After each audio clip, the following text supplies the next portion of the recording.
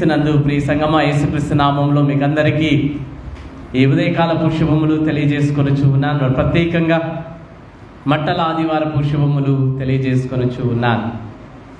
మరి ముఖ్యముగా ఈ దినం చాలా ప్రాముఖ్యమైనటువంటి దినముగా మనం కొనియాడుచు దేవుని స్తుతిస్తూ ఘనపరుస్తూ ఉన్నాం. మట్టల ఆదివారము అనగానే మరి పిల్లలు చాలా సంతోషం, ఆనందం. మరి మట్టలను అలంకరించుకొని మరి షర్మన్ పిల్లలు ఈరోజు ఉదయమున మరి 8 o'clockకే వచ్చేస్తారు. వచ్చి ఇక్కడ వారు అలంకరించుకొని తెచ్చి మరి ఇక్కడ కూర్చొని మళ్ళీ కూడా అలంకరించుకుంటూ ఉన్నారు. మరి పిల్లలందరూ కూడా మరి మట్టల ఆదివారం అనగానే ఒక సంతోషం. మరి ఆ దినమున మొట్టమొదటి యెరూషలేము ప్రవేశం చేసినప్పుడు మరి ఇంకా ఎంతటి ఆనందమో, ఎంతటి సంతోషమో. మరి ప్రజలందరూ ఆ దినమున దారి పొడుగున తమ యొక్క బట్టలను పరిచిరి.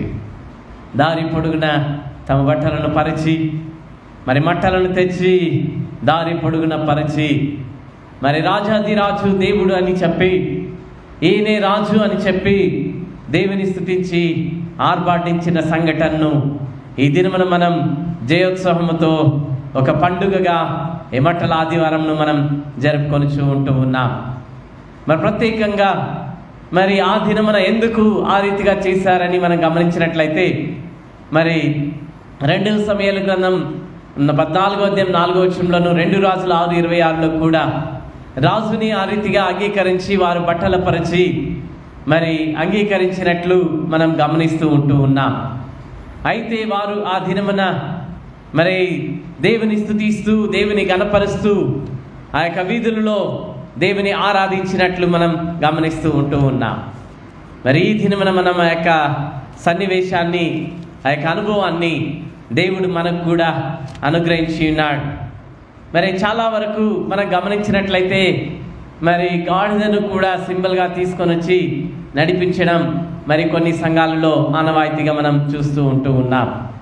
మరి ముఖ్యంగా క్రీస్తునందు ప్రియమైనటువంటి వాళ్ళారా, చదవబడినటువంటి సంకీర్తన 118వ కీర్తన 19వ వచనం నుండి 29వ చరణం వరకు చదవబడినటువంటి ఈ వాక్య భాగంలో మనం గమనించినట్లయితే ఇక్కడ కీర్తనకారుడు మరి ఒక ప్రవచనాన్ని ఇక్కడ ప్రవచిస్తూ ఉంటూ ఉన్నాడు.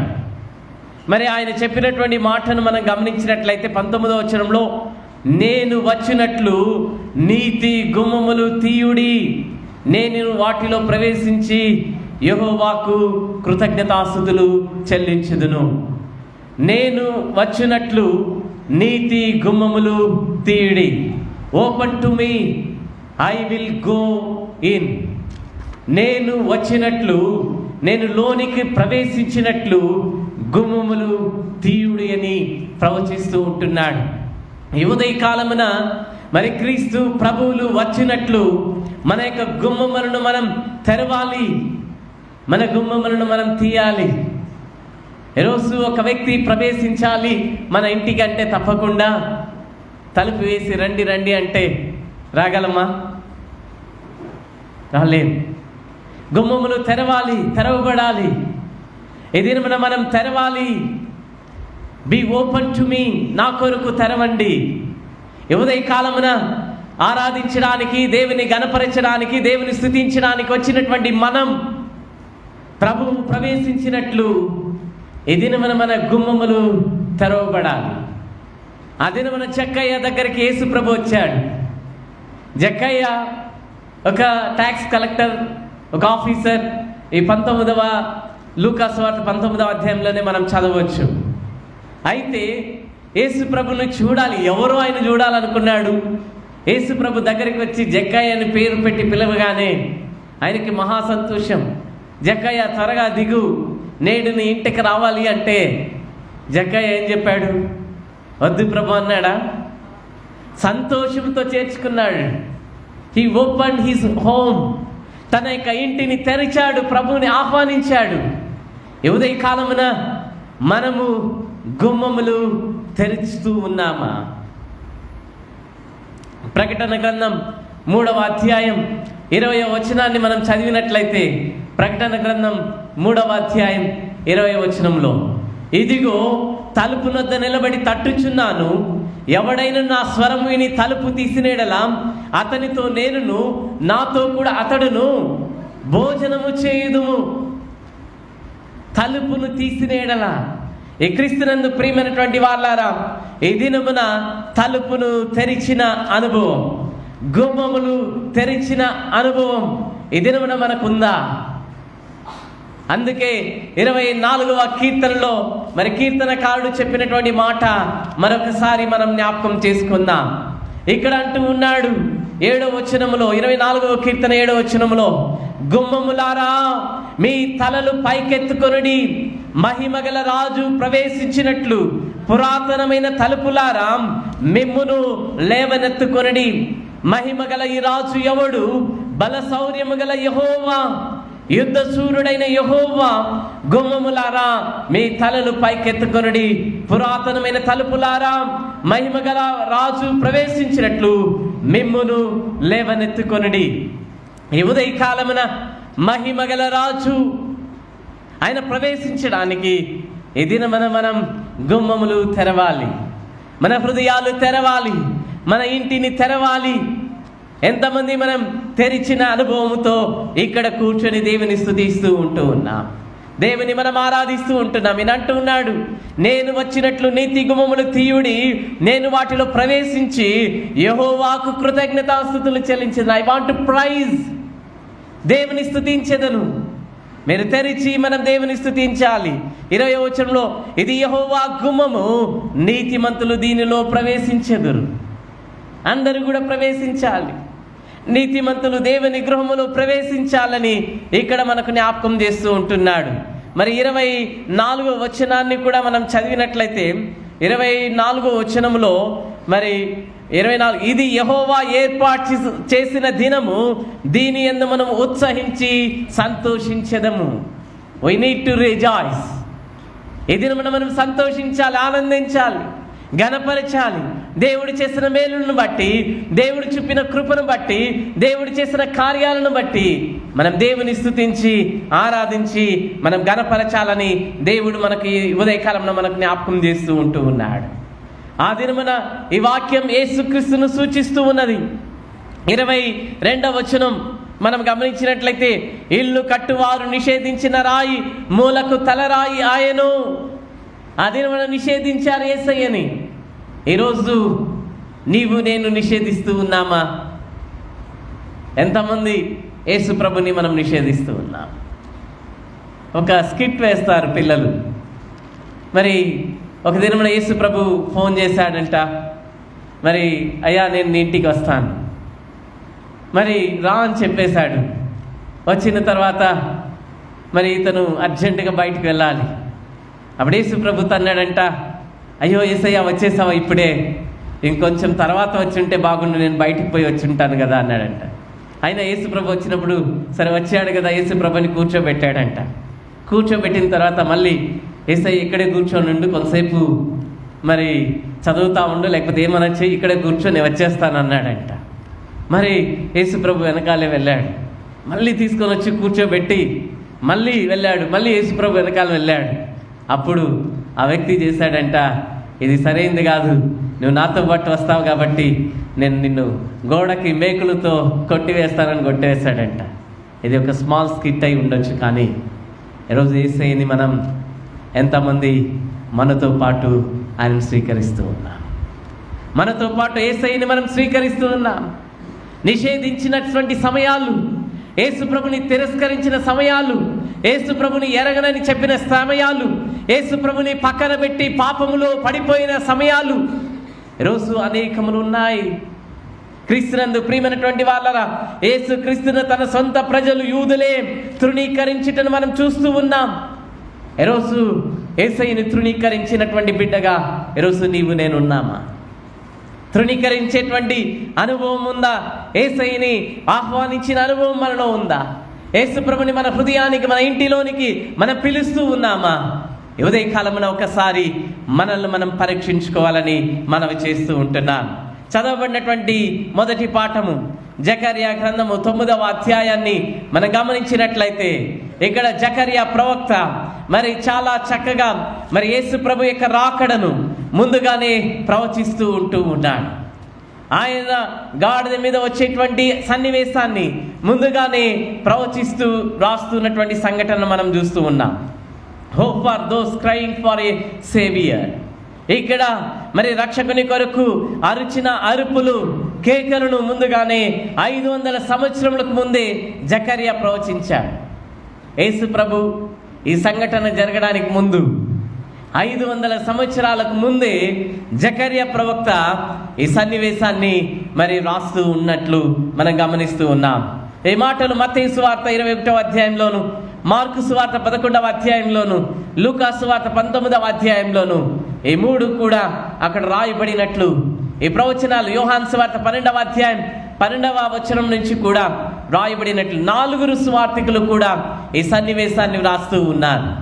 ఈ సంఘటన 4 సువార్తల్లో కూడా మరి 4 సువార్తికులు కూడా వ్రాస్తున్నట్లు పరిశుద్ధ గ్రంథంలో మనం చూస్తూ ఉంటున్నాం.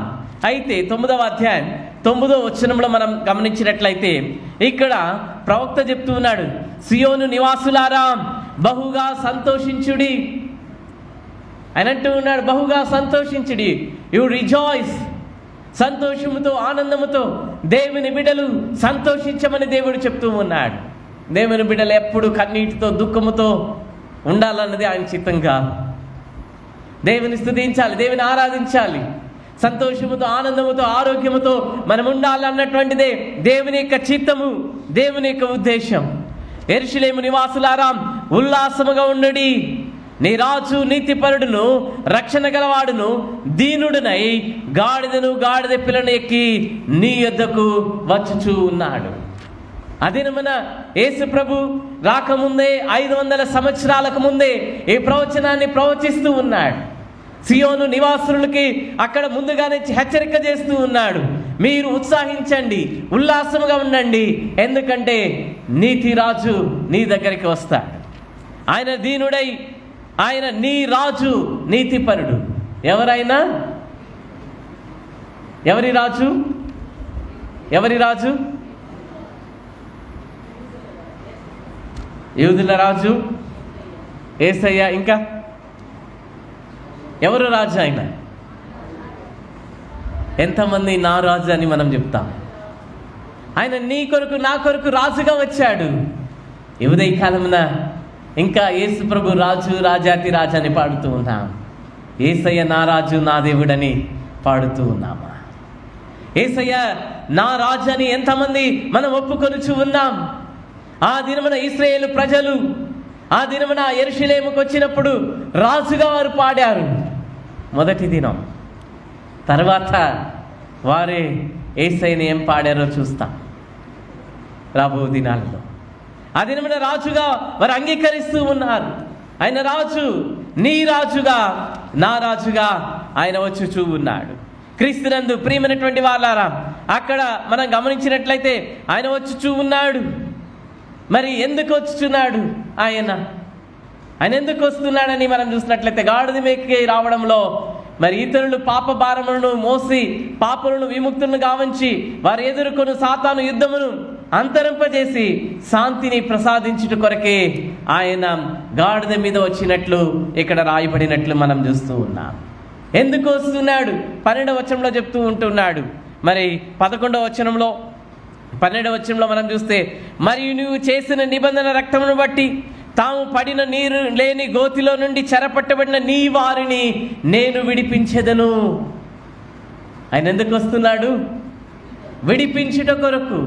రెండవది, బంధకములలో మరి పడి ఉండి నిరీక్షణ గల వారలారా మీ కోటను మరలా ప్రవేశించుడి, రెండంతలుగా మీకు మేలు చేసిందని నేడు నేను మీకు తెలియజేయుచున్నాను.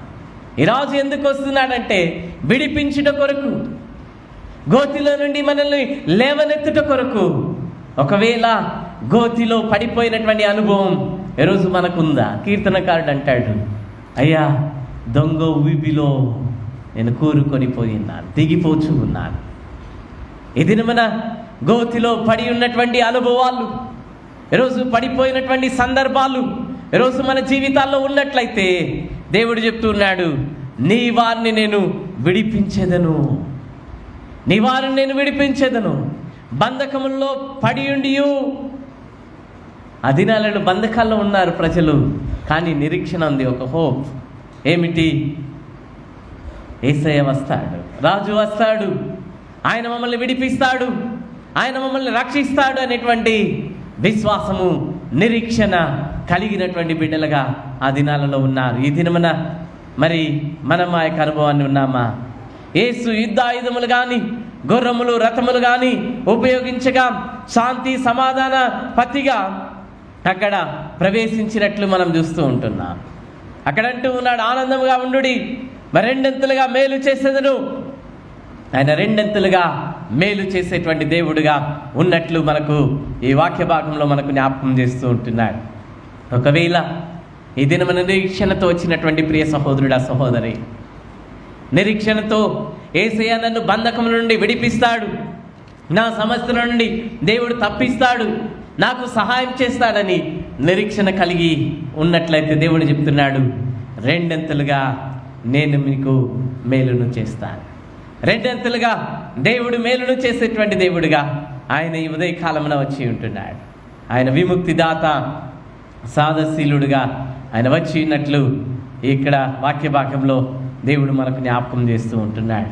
క్రీస్తునందు ప్రియమైనటువంటి సహోదరుడా సహోదరి, ఈ దినమున మరి నిరీక్షణ గల వాళ్ళారా, మీ కోటలోను మరలా ప్రవేశించుడి, రెండంతలుగా మీకు మేలు చేస్తానని నేడు నేను మీకు తెలియజేయుచున్నాను. మరి తిరిగి ఆ కోటలో ప్రవేశించడానికి, ఆయన సన్నిధానంకి రావడానికి దేవుడు మన కృపను అనుగ్రహించినాడు. ఈ దినమున ప్రభువా, తండ్రి నేను విడిపిస్తానన్నావు ప్రభువా, రెండంతలుగా నేను దీవిస్తానన్నాను ప్రభువా, తండ్రి ఈ దినమున నాకు అలాంటి ఒక భాగ్యాన్ని నాకు ఇవ్వు ప్రభువా అని దేవుణ్ణి మనం అడుగుదాం. రెండవది, మరి చదవబడినటువంటి వాక్య భాగం మరి లూకాసు వార్త 19వ అధ్యాయాన్ని మనం గమనించినట్లయితే ఇక్కడ మరి యేసు ప్రభు మరి ప్రవేశం చేసినటువంటి మరి ఈ యొక్క పాఠ్యభాగంలో మనం గమనిస్తూ ఉన్నాం. మరి నలుగురు సువార్థికులు కూడా ఈ సన్నివేశాన్ని రాస్తూ ఉంటూ ఉన్నారు. ఇక్కడ మనం గమనించినట్లయితే మరి హోసన్నా హోసన్నా అని మరి పిలవడం, మరి అరవడం, మరి కేకలు వేయడం మనం గమనిస్తూ ఉంటున్నాం. క్రీస్తునందు ప్రియమైనటువంటి వాళ్ళారా, మరి ఆ దినమున వారు మరి అక్కడ ఒక గాడిదను, కట్టబడి ఉన్న గాడిదను మరి యేసు ప్రభుల వారు తీసుకొని రమ్మని చెప్తూ ఉన్నారు. సాధారణంగా గాడిదలను ఎవరు కూడా కట్టరు. అలా కట్టితే 2 కాళ్ళను మాత్రం కడతారు, అది వెళ్తుంది 2 కాళ్ళతోనే. ఆ 2 కాళ్ళను, ఫ్రంట్లో ఉన్న 2 కాళ్ళను మాత్రమే కడతారు, ఎందుకంటే పరిగెత్తకూడదని. సాధారణంగా గాడిదను ఎవరు కూడా కట్టి పెట్టరు. అయితే ఇక్కడ మనం గమనించినట్లయితే యేసు ప్రభుల వారు చెప్తూ ఉన్నారు, మీరు వెళ్ళుడి, ఎదుట ఉన్న గ్రామములకు వెళ్ళుడి, మీరు ప్రవేశింపగానే కట్టబడి ఉన్న ఒక గాడిద పిల్ల మీకు కనబడెను. కట్టబడి ఉన్న గాడిద పిల్ల. క్రీస్తునందు ప్రియమైనటువంటి వాళ్ళారా, ఇక్కడ కట్టబడి ఉన్నటువంటి గాడిద పిల్ల. ఇక్కడ మనం గమనించినట్లయితే యేసు ప్రభువుకి ఆ కట్టబడినటువంటి వాళ్ళే కావాలి, బంధకములు ఉన్నటువంటి వారే కావాలి. ఆయన అందుకొరకు ఈ లోకానికి వచ్చాడు, బంధింపబడినటువంటి వారిని విడిపించడం కొరకు. యేసు ప్రభు చెప్పాడు, రోగుల కొరకే వచ్చాను, నేను ఆరోగ్యం కలిగిన వారి కొరకు నేను రాలేదు. కట్టబడి ఉన్నటువంటి వారు, అదినమున కట్టబడి ఉన్న గాడిద కనబడుతుంది. మీరు వెళ్ళి, అక్కడ అంటున్నాడు 30వ వచనంలో మనం చూసినట్లయితే, ఇక్కడ మీరు వెళ్ళి కట్టబడి ఉన్న ఒక గాడిద పిల్ల మీకు కనబడును, దాని మీద ఏ మనుషుడు ఎన్నడూ కూర్చుండలేదు, దానిని విప్పి తోలుకుని రండి, ఎవరైనాను మీరెందుకు దీన్ని విప్పుచున్నారని మిమ్మల్ని అడిగినడలా ఇది ప్రభువు నాకు కావలసి ఉన్నదని చెప్పండి. ఏది కావాలి ప్రభువుకి? కట్టబడిన గాడిద కావాలి.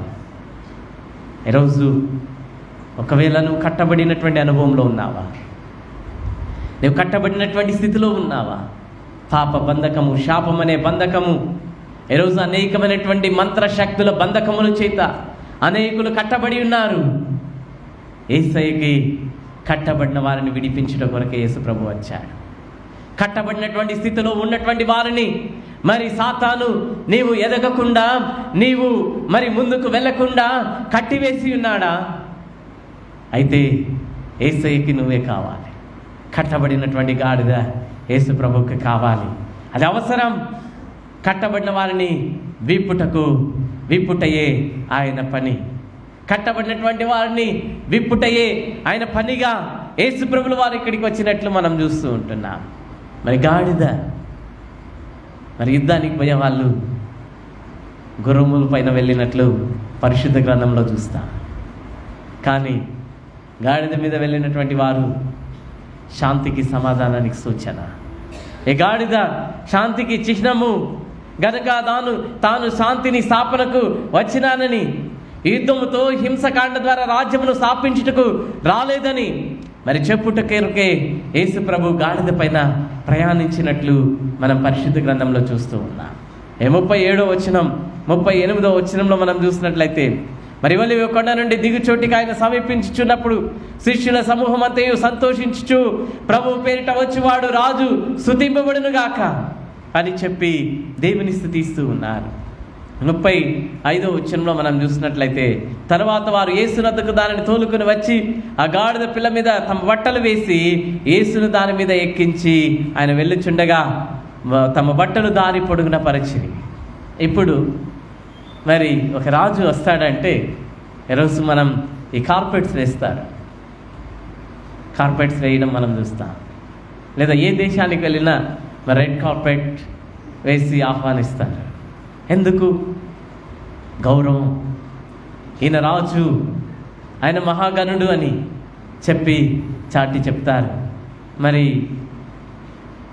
ఒకసారి వేలూరులో మరి జయలలిత గారు సీఎంగా ఉన్నప్పుడు వేలూరుకి వచ్చారు. వేలూరుకి వచ్చినప్పుడు 3 కిలోమీటర్ల దూరం పట్టు వస్త్రాలు మరి రోజ్ ఫ్లవర్ వేస్తారు ఫుల్గా. కానీ ఆమె నడిచి వెళ్ళిందంటే కారు వెళ్ళింది. ఎందుకు చెప్తున్నానంటే ఈ లోకంలో ఒక గౌరవానికి సూచన. ఆ దినమున ఆ యొక్క ప్రజలు యేసయ్యను రాజుగా గుర్తించారు. ఈయన రాజాది రాజు అని మరి గణపరిచారు. ఈ దినమున మనం రాజాది రాజుగా మనం గుర్తిస్తూ ఉన్నామా? వారు తమ బట్టలను దారి పొడుగున పరిచి హోసన్నా హోసన్నా అని చెప్పి దేవుని స్తుతించారు, దేవుని ఆరాధించారు. క్రీస్తునందు ప్రియ సహోదరుడా, సహోదరి, ఈ దినమున నీవు ఆయన ఆహ్వానించడానికి సిద్ధమా? ఆయన రాజుగా అంగీకరించడానికి నీవు సిద్ధముగా ఉన్నావా? ఆ దినమున ప్రజలందరూ కూడా హోసన్నా అని చెప్పి మరి దారి పొడుగున బట్టలను మట్టలను వారు పరిచి వారు దేవుని స్తుతించి ఆరాధించినట్లు మనం చూస్తూ ఉన్నాం. క్రీస్తునందు ప్రియమైనటువంటి వాళ్ళారా, మరి ఆ దినమున అక్కడ ఆ యొక్క యెరూషలేము పట్టణం అంతా కూడా దద్దరిల్లినట్లు మనం చూస్తూ ఉంటున్నాం. మత్తయి సువార్త 21వ అధ్యాయంలోను మరి మార్కు సువార్త 11వ అధ్యాయంలో కూడా మనం చాలా చక్కగా ఇక్కడ రాసినట్లు మనం చూస్తూ ఉన్నాం. మత్తయి సువార్త 21వ అధ్యాయంలో మనం గమనించినట్లయితే దావీదు కుమారునికి జయము అని చెప్పినట్లు మనం చూస్తూ ఉంటున్నాం. అక్కడ జయము అన్నటువంటి మాటకు అర్థం అక్కడ హోసన్నా హోసన్నా. హోసన్నా అనేటువంటి మాటకు అర్థం లార్డ్ సేవస్, ప్రభువా మమ్మల్ని రక్షించు, ఇప్పుడే రక్షించు, ఇప్పుడే మమ్మల్ని రక్షించు అని చెప్పి వారు కేకలు వేసిరి. ఆ కేకలు వేసినప్పుడు అక్కడ మనం 9వ వచనంలో మత్తయి సువార్త 21:9లో కూడా మనం చూసినట్లయితే, దావీదు కుమారునికి జయము, ప్రభువు పేరిట వచ్చేవాడు స్తుతింపబడును గాక, సర్వోన్నతమైన స్థలములో జయము అని కేకలు వేయుచుండిరి. ఆయన యెరూషలేములోనికి వచ్చినప్పుడు పట్టణమంతయు ఈయన ఎవరు అని కలవరపడెను. ఆ పట్టణమంతా కలవరపడుచు ఉన్నది. ఈయన ఎవరు అని పట్టణమంతా దద్దరిల్లినట్లు మనం చూస్తున్నాం. మరోవారు లేక మరి యేసు ప్రభు దగ్గరికి వచ్చి గద్దించమని చెప్తూ ఉన్నారు. యేసు ప్రభు దగ్గరికి వచ్చి వాళ్ళు అంటున్నారు, మరి 39వ వచనంలో వారు స్తోత్రం చేసి, లూకా సువార్త 19వ అధ్యాయంలో 38వ వచనంలో, ప్రభు పేరిట వచ్చు రాజు స్తుతింపబడును గాక, పరలోకమందు సమాధానమును, సర్వోన్నతమైన స్థలములో మహిమయు ఉండును గాక అని తాము చూచిన అద్భుతములన్నిటిని గురించి మహాశబ్దంతో దేవుని స్తోత్రము చేయసాగింది. ఆ సమయంలో మరి సమూహంలో ఉన్న కొందరు పరిసయ్యులు, బోధకుడా నీ శిష్యులను గద్దింపమని ఆయనతో చెప్పగా, ఆయన వారిని చూచి, మీరు ఊరకుండి నెడల ఈ రాళ్ళు కేకలు వేయనని చెప్పాను. స్తుతిస్తూ ఉన్నారు, ఆరాధిస్తూ ఉన్నారు, గణపరుస్తూ ఉన్నారు. ఈ దినమున ఎంతమంది దేవుని మనం స్తుతించి ఆరాధిస్తూ ఉన్నాం. దేవుని స్తుతిస్తూ ఉన్నాం. దేవుని ఆరాధించాలి, స్తుతించాలి, గణపరచాలి. క్రీస్తునందు ప్రియమైనటువంటి వాళ్ళారా, ఈ దినమున మనం గణపరచకపోతే, దేవుని స్తుతించకపోతే ఎవరు స్తుతిస్తారు? రాళ్ళు స్తుతిస్తాయి. రాళ్ళు దేవుని ఆరాధిస్తాయి, కేకలు వేస్తాయి. ప్రియ సహోదరుడా, సహోదరి, జీవము కలిగినటువంటి నీవు నేను దేవుని ఆరాధించుట కొరకు మనం కూడుకొని ఉన్నాం. ఆరాధన చేయకపోతే వ్యర్థం, దేవుని స్తుతించకపోతే వ్యర్థం. క్రైస్తవులు దేవుని స్తుతించుట కొరకు మనం కూడుకొని ఉండాలి. ఆరాధన స్తుతించే స్థలం, దేవుని కొనియాడే స్థలం, గణపరిచే స్థలం. ఎంతమంది కుటుంబాలు బేతేలుగా మార్చుకుంటూ ఉన్నాం మనం. మన ఇండ్లు ఎంతమంది కుటుంబాలు దేవుని ఆరాధిస్తూ ఉన్నాం, దేవుని స్తుతిస్తూ ఉన్నాం, దేవుని గణపరుస్తూ ఉన్నాం. దేవుని స్తుతించాలి. స్తుతించే కుటుంబాలు ఆశీర్వదింపబడతాయి. స్తుతించే కుటుంబాలు దీవించబడతాయి. ఒకవేళ నీ కుటుంబంలో నీవు ఆరాధించకపోతే రాళ్ళు ఆరాధిస్తాయి. ప్రియ సహోదరుడా, సహోదరి, ఉదయ కాలమున ఆ దినమున కొంతమంది స్తుతించారు, కొంతమంది ఆ కేకలను విని అయ్యా వీరిని ఊరకుండమని చెప్పమంటూ ఉన్నారు. అప్పుడు యేసు ప్రభు చెప్పాడు, స్తుతించాలి, స్తుతించకపోతే రాళ్ళు కేకలు వేస్తాయి. ఈరోజు మనల్ని కూడా హెచ్చరిక చేస్తూ ఉన్నాడు, క్రైస్తవులు దేవుని స్తుతించాలి. మరి మహాసేరుపులు, కేరుపులు మరి స్తుతిస్తూ ఉన్నారు. ఈరోజు నీవు నేను స్తుతించుట కొరకే పిలువబడ్డాం, దేవుని ఆరాధించుట కొరకే పిలువబడ్డాం. ఈరోజు మనం స్తుతిద్దామా?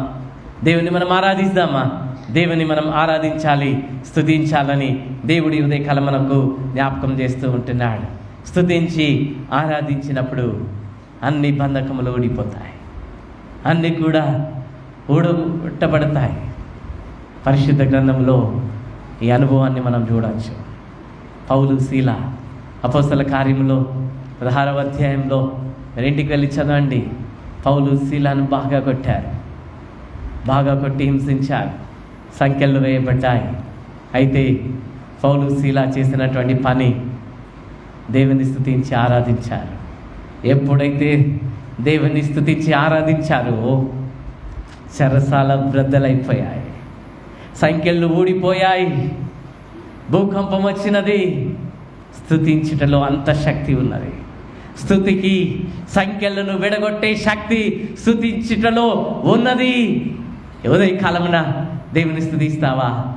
ఉదయ కాలమున దేవుని ఆరాధిస్తావా? మనం ఆరాధించే బిడ్డలుగా, దేవుని స్తుతించే బిడ్డలుగా సమయం దొరికినప్పుడంతా పాటలతో ఆరాధించండి, దేవుని స్తుతించండి, గణపరచండి, దేవుని కీర్తించండి.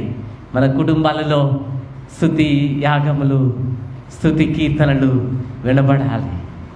వినబడట లేదు కాబట్టి కేకలు, మూల్గులు వినబడుతూ ఉన్నాయి చాలా కుటుంబాలలో. సహోదరుడా, సహోదరి, ఏదైనా ఆ మూల్గులను స్తుతులతో నింపండి. కేకలు మన కేకలు కాదు, స్తుతి కేకలు వినబడని, ఆరాధన కేకలు మన యొక్క హృదయాలలో నుండి ఉప్పొంగాలని మనవి చేస్తూ ఉన్నాను. ఈ 6 కార్యాలు ఆ దినమున జరిగినది. 1, విప్పుట ఆయన పని. ఈరోజు బంధింపబడి దేవుని సన్నిధానంలో కూర్చొని ఉన్నావా?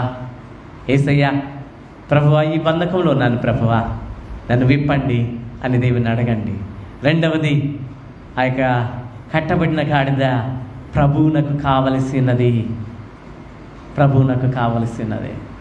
ఒకవేళ ఇక్కడ కూర్చున్న సహోదరుడా, సహోదరి, అయ్యో నేను పాపిని, దేవునికి వ్యతిరేకంగా పాపం చేశాను, నేను అవసరం లేదనుకున్నావేమో. అయితే దేవుడు అంటున్నాడు, నీవే నాకు కావాలమ్మా. ప్రియ సహోదరుడా, నీవే నాకు కావాలి. అవసరం, నీవు దేవునికి అవసరం. ఇక్కడ కూర్చున్న మనందరితో దేవుడు చెప్తున్నాడు, వ్యక్తిగతంగా మనతో అందరితో దేవుడు చెప్తూ ఉన్నాడు, ప్రియ సహోదరుడా, ప్రియ కుమారుడా, ప్రియ కుమార్తె, నీవు నాకు కావాలి. అవసరం, దేవునికి అవసరం. ఈరోజు ప్రభువా, తండ్రి, నేను వస్తానని వస్తావా? దేవునికి నువ్వు అవసరం. ఇక్కడ కూర్చున్న చిన్న బిడ్డలు మొదలుకొని వృద్ధాప్యంలో ఉన్న పెద్దవారి వరకు దేవుడు చెప్తున్నాడు, యు వాంట్ మీ, నీవు నాకు కావాలి, నీవు నాకు కావాలి. ఈరోజు నీవు ప్రభువా నేను వస్తానని వస్తావా? ఈరోజు రా దేవుని సన్నిధికి. ఆ గాడిదను విప్పినప్పుడు ఎవరు ఏ మాట చెప్పలేదు. ఆ గాడిద వచ్చి, అంతకుముందు ఎవరు కూర్చోలేదు. ఈ గాడిదల మీద ఎవరు కూర్చోకపోతే గుర్రాల మీద మొదట కూర్చోవడం అంత సాధ్యం కాదు. అంత సాధ్యమా? కాదు. దానికి అనుభవం, ప్రాక్టీస్ ఉండాలి, మోసిన అనుభవం ఉండాలి. కానీ ఆ గాడిద యేసయ్య వచ్చినప్పుడు తన్ను తాను సమర్పించుకున్నది. ఈరోజు నీవు నేను సమర్పించుకుందామా? చిన్నపిల్లలు పాడతారు. ఈ సమయంలో మరి జాయ్ జెస్సీ వచ్చి ఆ పాట పాడాలని మనవి చేస్తున్నాను. గాడిదను నేనయ్యా, మరి చిన్న గాడిదను నేనయ్యా, వారితో కలిసి అందరము పాడదాం, అందరూ కలిసి పాడుదాం. ఈరోజు ప్రభువా, నేను గాడిదగా నిన్ను మోయడానికి నేను సిద్ధం ప్రభువా అని చెప్పి మరి సండే స్కూల్ పిల్లలు కూడా పాడాలని మనవి చేస్తున్నాను. గాడిదను నేను యేసయ్యా, తెలుసా? చిన్న గాడిదను యేసయ్యా. ఓకే. మరి క్రీస్తునందు ప్రియమైనటువంటి వాళ్ళరా, ఆ గాడిదను నేను ప్రభువా, నా మీద ఎక్కి రా యేసయ్యా అని చెప్పి చిన్నపిల్లలు పాడుతారు. మరి ఆ రీతిగా మనం కూడా ప్రభువా, తండ్రి నేను నా మీద ఎక్కి నీవు రా యేసయ్యా అని చెప్పి మనం పాడుదాం. మూడవది లోబడిరి. వారు వెళ్ళి పోయి తోలుకుంటామంటే లోబడ్డారు శిష్యులు. నీవు నేను లోబడుచున్నావా? నాలుగవది గాడిద, సమాధానం గుర్తు. యుద్ధమునకు వచ్చి వారు గుర్రం మీదకి వస్తారు, కానీ సమాధాన ప్రభువుగా యేసయ్య వచ్చాడు. నీతో నాతో సమాధాన పడడానికి యేసు ప్రభు వచ్చాడు. సమాధానకర్తగా యేసు ప్రభు వచ్చాడు. ఈ దినమున యేసయ్య తండ్రి సమాధాన ప్రభుగా రా అని హోసన్నా అని మనం పాడాం. హోసన్నా అనగా దేవా ఇప్పుడే మమ్మల్ని రక్షించు. ఈరోజు చెప్దామా? దావీదు కుమారునికి అనగా అందరూ హోసన్నా చెప్దాం. దావీదు కుమారునికి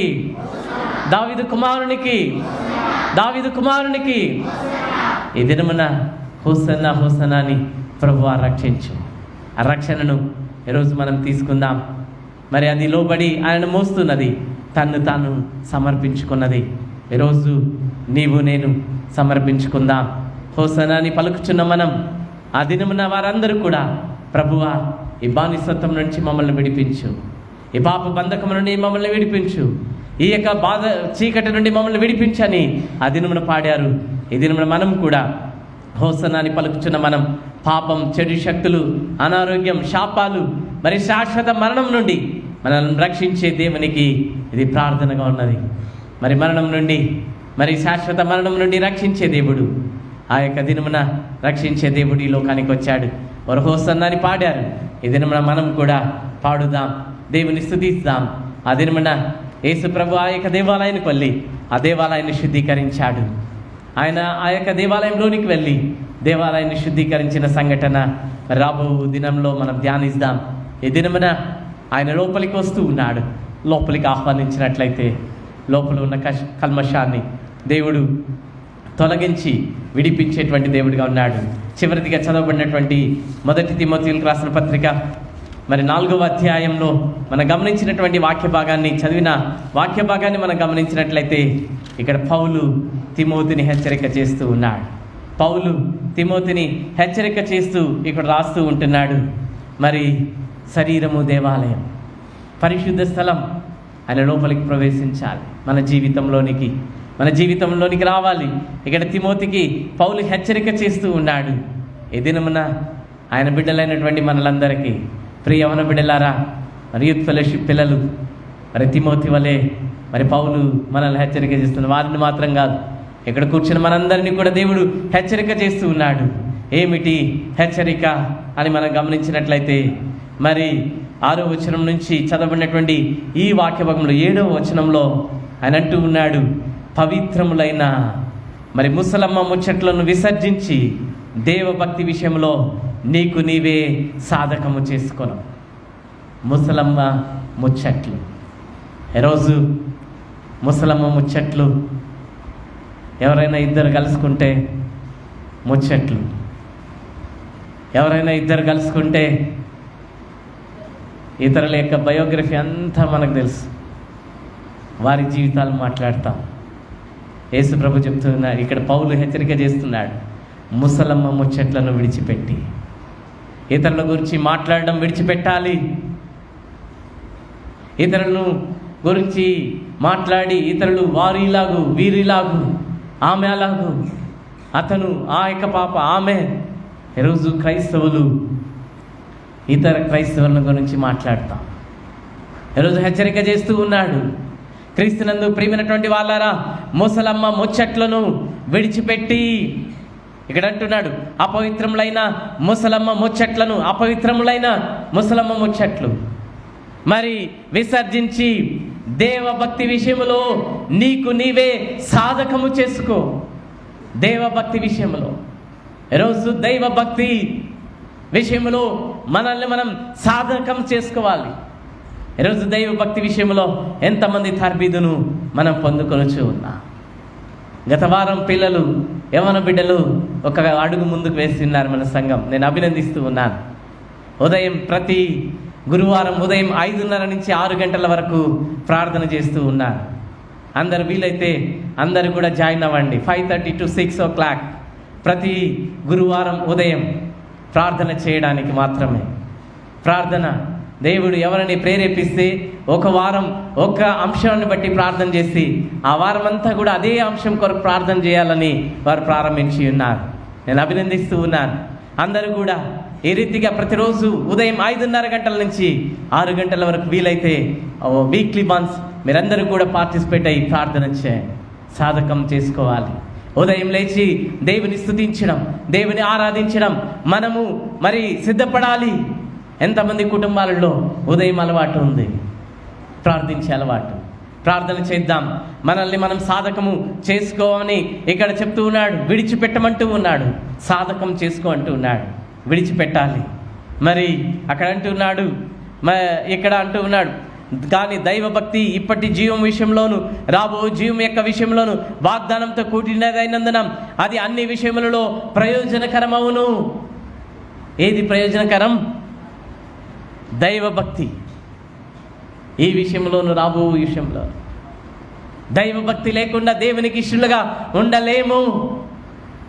దైవభక్తులుగా మనం జీవించాలి అని అంటున్నాడు. మరి అక్కడ మనం చదివినట్లయితే ఇక్కడ చాలా చక్కగా చెప్తుంటాడు, వారికి బోధిస్తూ ఉన్నాడు. 11వ వచనంలో యవ్వనమును బట్టి ఎవడు నిన్ను తృణీకరింపనీయకము, మాటల్లోనూ ప్రవర్తనలోను ప్రేమలోను విశ్వాసంలోను పవిత్రతలోను విశ్వాసులకు మాదిరిగా ఉండము. ఈరోజు వారికి మాత్రం కాదు, సంఘానికి కూడా చెప్తూ ఉన్నాడు. మరి నీ యవ్వనమును బట్టి ఎవడు కూడా తృణీకరించకూడదు. మాటలలో ఈరోజు క్రైస్తవుల యొక్క మాటలు ఏ రీతిగా ఉన్నాయి, ప్రవర్తన. ఈరోజు క్రైస్తవుల్ని చాలామంది పత్రికలు, మరి పౌలు రాసిన పత్రికలు మాత్రం కాదు, ఇంకొక పత్రిక ఉందని చెప్తారు. ఇంకొక పత్రిక ఎవరు? ఇంకొక పత్రిక ఏది? మనమే. ఈరోజు ఒక పాస్టర్గా నేను వెళ్తే నా వెనకాల నన్ను చూసి చదువుతారు అందరు. ఆయన ఇలాంటి వాడు, అలాంటి వాడు. ఈరోజు చదువుతారు. ఏ రీతిగా మనల్ని గురించి చదువుతూ ఉన్నారు. మన ప్రవర్తన వారికి నేర్పించాలి. అయ్యో, ఆమె చాలా పరిశుద్ధురాలు, ఆమె ప్రార్థన పరురాలు, ఆమె క్రియలు ఈ రీతిగా ఉన్నాయి అని ఈరోజు నన్ను గురించి చదవాలి. మనల్ని బట్టి ప్రవర్తనలో ప్రేమలోను విశ్వాసంలోను పవిత్రతలోను విశ్వాసులకు మాదిరిగా ఉండము. నేను వచ్చే వరకు చదువుటేందును హెచ్చరించటేందును బోధించటేందును జాగ్రత్తగా ఉండము. మరి అక్కడ అంటున్నాడు, నీలో ఉన్న వరమును అలక్ష్యము చేయకము. ఈరోజు దేవుడు అనేకులకి అనేక వరాలు ఇచ్చాడు. కొంతమందికి పాడేటి వారి వరం ఇచ్చాడు, ప్రసంగించే వరం ఇచ్చాడు, ప్రార్థించే వరం ఇచ్చాడు. ఈరోజు ఎంతమంది అలక్ష్యం చేస్తూ ఉన్నా, ఉన్నటువంటి వాటిని అలక్ష్యం చేస్తూ ఉన్నామా? క్రీస్తునందు ప్రియమైనటువంటి వాళ్ళారా, దేవుడు నీకు ఇచ్చిన తలాంతులు ఈరోజు మనం ఏ రీతిగా వాడుతూ ఉన్నా? మరి పాటలు పాడే వరం, బోధించే వరం, సంఘం కొరకు మరి నీలో ఉన్న తలాంతులను ఈరోజు మనం దేవుని కొరకు వాడాలి. ఈరోజు క్రీస్తునందు ప్రియమైనటువంటి వాళ్ళారా, మరి శుద్ధీకరణ మొదట మనలో జరగాలి. శుద్ధీకరణ ఈరోజు మనలో జరగాలి. యేసు ప్రభు వచ్చి ఆ ఆలయంలోనికి వెళ్ళిన వెంటనే చేసిన పని శుద్ధీకరణ. ఆలయాన్ని శుద్ధీకరించాడు. ఈరోజు యేసయ్య నా హృదయంలోనికి వచ్చి నన్ను శుద్ధీకరించి ప్రభువా, నన్ను శుద్ధీకరించు ప్రభా అని మనం అడుగుదాం, దేవుణ్ణి అడుగుదాం. మరి క్రీస్తునందు ప్రియమైనటువంటి వాళ్ళారా, ఈ దినమున మరి 10వ వచనంలో కూడా అంటాడు, 1 తిమోతి 4:10 మనుషులకందరికీ రక్షకుడును, మరి విశేషంగా విశ్వాసులకు రక్షకుడైన జీవము గల దేవుని యందు మనం నిరీక్షణ ఇచ్చి ఉన్నాం గనుక ఎందు నిమిత్తం ప్రయాసంతో పాటుపడుచున్నాం. దేవుని యందు నిరీక్షణ కలిగి, ప్రభువా నా జీవితాన్ని మార్చు ప్రభువా. హెబ్రీయులకు 7వ అధ్యాయం 2వ వచనంలో ఆయన మన జీవితంలోకి ప్రవేశించాలి. దేవాలయం ఎలా శుద్ధీకరించాడో మరి అలాగే ఆయన మనలోనికి వచ్చినప్పుడు మనం కూడా శుద్ధీకరించబడతాం. ఈ దినమున యేసు ప్రభు చెప్తున్నాడు, యెరూషలేము దేవాలయంలోనికి ప్రవేశించిన యేసు ప్రభు, ఈరోజు నీవు నేను ఆయన ఆలయం. 1 కొరింథీయులకు రాసిన పత్రిక 3వ అధ్యాయం 16వ వచనాన్ని మాత్రం చదువుకుందాం. 1 కొరింథీయులకు రాసిన పత్రిక 3వ అధ్యాయం 16వ వచనాన్ని మాత్రం చదువుకుందాం. ఎవరైనా ఒకరు చదువుదాం. మీరు దేవుని ఆలయం ఉన్నారనియు, దేవుని ఆత్మ మీలో నివసించి ఉన్నదనియు మీరెరుగరా. చాలు, ఈరోజు దేవుని ఆలయం మీరే. యేసయ్య మనలోకి ప్రవేశించాలి. అందరూ తలలు వంచి, ప్రభువా యేసయ్య ఆలయంలోనికి, యెరూషలేము ఆలయంలోనికి వచ్చిన యేసయ్య, ఈరోజు నా ఆలయంలోనికి రా ప్రభువా, నా ఇంటిలోనికి రా ప్రభువా, నా గుమ్మములు, నా హృదయ తలుపులు తెరుస్తున్నానని యేసయ్య ప్రవేశించినట్లు ఈ దినమున మన హృదయాలు మనం తెరుస్తాం. తలలో వంచి ఒక్క నిమిషం. యేసయ్యకి కావలసింది కట్టబడిన గాడిద. యేసయ్యకి కావలసింది కట్టబడిన గాడిద. ఈరోజు కట్టబడిన గాడిదగా ఉన్నావా? ఆయన కట్లు విప్పడానికే వచ్చాడు. విప్పి తోలుకొని రండి, అది నాకు కావలసి ఉన్నది, ప్రభువు కావాలి. ఈరోజు దేవుడు నీతో మాట్లాడుచున్నాడమ్మా. ప్రియకుమారుడా, దేవుడు నీతో మాట్లాడుచున్నాడు. ప్రియకుమార్తె, నీతో దేవుడు మాట్లాడుచున్నాడు. నీవు ప్రభువు కావాలి.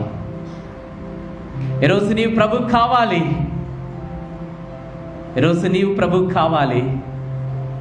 యేసయ్య అడుగుచున్నాడు, నీవు నాకు కావాలి బిడ్డ, నీవు నాకు కావాలి బిడ్డ అని దేవుడు నిన్ను అడుగుచూ ఉన్నాడు. ఈరోజు యేసయ్యా, నేను తెరుస్తున్నానయ్యా, నా గుమ్మాన్ని, నా హృదయాన్ని తెరుస్తున్నాను, నీవు రా యేసయ్యా అని చెప్పి యేసయ్యని ఆహ్వానిస్తావా? ఈరోజు నీవు ఆహ్వానించినట్లయితే యేసు ప్రభు నీలోనికి వస్తాడు. ఒకవేళ బంధింపబడి ఉన్నావా, కట్లతో ఉన్నావా, హింసతో ఉన్నావా, పాప బంధకము చేత కట్టబడి ఉన్నావా, శాపమనే బంధకము చేత కట్టబడి ఉన్నావా? ఈరోజు శాపమును, పాపమును, బంధకములను, కట్లను యేసు నామములో విప్పుట కొరకు యేసు ప్రభు ఇక్కడికి వచ్చి ఉన్నాడు. ఈరోజు నీ కట్లన్నీ విప్పబడును గాక. యేసు నామములో అందరి కట్లు విప్పబడును గాక. యేసు నామములో ప్రతి ఒక్కరి బంధకములు విప్పబడును గాక. ఈరోజు ప్రార్థన చేయండి. దేవుడు మీ కట్లన్నీ కూడా విప్పి మిమ్మల్ని బయటికి నడిపించబోతూ ఉన్నాడు. అనేకులకి ఆశీర్వాదకరంగా మార్చబోతూ ఉన్నాడు. విప్పబడిన నీవు యేసయ్యని, ప్రభువా నేను మోయడానికి సిద్ధం యేసయ్యా, నీవు నా హృదయంలోకి రా యేసయ్యా, నేను నిన్ను మోస్తానని చెప్పి యేసయ్య నువ్వు మోస్తావా? ప్రియ సహోదరుడా, సహోదరి, దేవుడు నీతో మాట్లాడుతూ ఉన్నాడు. నీ హృదయాన్ని తెరువు. ఈరోజు నీ బంధకములు యేసు ప్రభు విప్పడానికి ఇక్కడికి వచ్చి ఉన్నాడు. ఆయన నిన్ను విప్పి ఉన్నాడు. విప్పిన అనుభవం యేసయ్య నాకు ఇవ్వు ప్రభువా, విప్పిన అనుభవం నాకు ఇవ్వు యేసయ్య. నా హృదయంలోకి రా యేసయ్య, నా హృదయంలోకి రా యేసయ్య. ప్రభువా హోసన్నా, హోసన్నా, హోసన్నా అని వారు కేకలు వేసినట్లు ఏ దినమున నేను వేస్తున్నాను. యేసయ్య నన్ను ఇప్పుడే రక్షించు, ఇప్పుడే నన్ను విడిపించు, ఇప్పుడే నన్ను రక్షించు అని నేను కేకలు వేస్తున్నానని నీవు అడుగు. ఈ దినమున దేవుడు నిన్ను రక్షించి నిన్ను విడిపిస్తాడు. ఇప్పుడే అడుగు, నోరు తెరిచి యేసయ్యను అడుగు. ఇటు అటు చూడొద్దు, ఇటు అటు చూడొద్దు. యేసయ్యను మాత్రమే చూడు, యేసయ్యను మాత్రమే అడుగు. ఇది యెహోవా చేసిన దినం. ఇది యెహోవా ఏర్పాటు చేసిన దినం. Rejoice, rejoice. ఈరోజు యెహోవా చేసిన దినం. ఈరోజును నీ జీవితాన్ని సంతోషాన్ని కలిగించే దేవుడు. Rejoice in the lord, always rejoice in the lord. ఈ దినమున దేవుడు నీ జీవితంలో సంతోషాన్ని ఇచ్చే దినం, విడిపించేటువంటి దినం. ప్రభా, నన్ను విడిపించు ప్రభు అని, రక్షించు ప్రభు అని నేను అడిగినట్లయితే ఇప్పుడే దేవుడు నిన్ను రక్షిస్తాడు, ఇప్పుడే దేవుడు నిన్ను విడిపిస్తాడు. పరిశుద్ధ ప్రభువా, పరలోకపు తండ్రి, ఈ ఉదయకాలంలో ప్రభా మీరు మాతో మాట్లాడినందుకు నీకు వందనాలు, స్తోత్రాలు. పురాతన తలుపులారా, గుమ్మములారా, మీ తలలు లేవనెత్తుకొనడి, మీ గుమ్మములను పైకి లేవనెత్తడే అన్నట్లు దేవా, ఈ దినమున ఎంతమంది అయితే వారి హృదయములు తెరిచారో యేసయ్యా, నీ బిడ్డలందరి హృదయాలలో మీరు ప్రవేశించండి.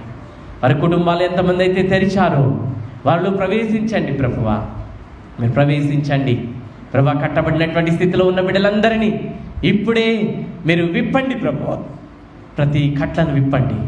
లూకాసు వార్త 13వ అధ్యాయంలో 18 సంవత్సరములు కట్టబడినటువంటి ఆమె కట్లను విప్పిన దేవా, ఈ దినమున నీ ప్రియ బిడ్డల కట్లన్నిటినీ మీరు విప్పండి ప్రభువా. మీరు విప్పి నీ బిడ్డలందరినీ స్వతంత్రులుగా మార్చండి, విడుదలనివ్వండి. విడిపించిన అనుభవంతో, సంతోషముతో, ఆనందముతో గంతులు వేసే అనుభవాన్ని నీ బిడ్డలందరికీ మీరు అనుగ్రహించండి ప్రభువా. తిమోతిని హెచ్చరిక చేసినట్లు మమ్మల్ని హెచ్చరిక చేసినందుకు వందనాలు యేసయ్యా. తండ్రి, మేము మాదిరికరముగా మీరు ఇచ్చిన తలాంతులను ప్రభువా మేము ఉపయోగించడానికి అలక్ష్యం చేయకుండా మేము ముందుకు సాగుటకు సహాయం చేయండి. నీ బిడ్డలందరినీ మార్చండి, ఆశీర్వదించండి. మీరు మహిమ పొందండి. మీరు మహిమ, ఘనత, ప్రభావం మీరే పొందుకుంటారని యేసు అతి పరిశుద్ధ నామమున అడిగి వేడుకొనుచున్నాము తండ్రి. ఆమేన్, ఆమేన్.